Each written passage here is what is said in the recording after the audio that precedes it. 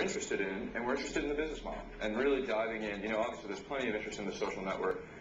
Mark Zuckerberg isn't doing a lot of talking about that, but what he is willing to talk about is the sort of advanced state of where they're at.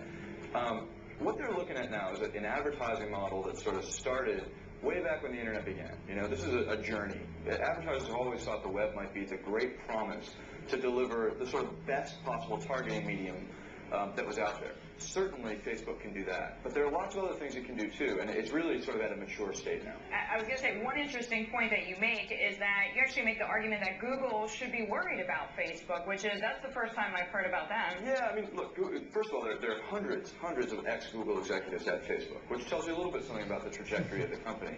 On top of that, Google sort of gets, you know, users at a very vulnerable state, which is when they search. But they search and they move on.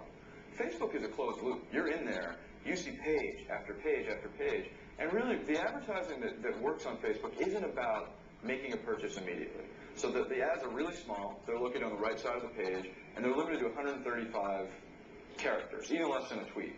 So you barely see them when you're working, when you're using Facebook, but they migrate. I mean, the key is that these ads become word of mouth as they slide into your newsfeed. So through the like button, a friend of yours likes a Nike ad, for instance, that circulates on the site.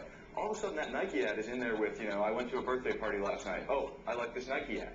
And so it's mingled into word of mouth. And word of mouth, as we know, is the most powerful endorsement an ad can get. Yeah, it's almost like product placement. You know, we watch movies and all of a sudden the person's drinking Coke for 2 hours. Exactly. It's product placement from your friends. All right. Well, that sounds pretty powerful. That's a great article. You also write, this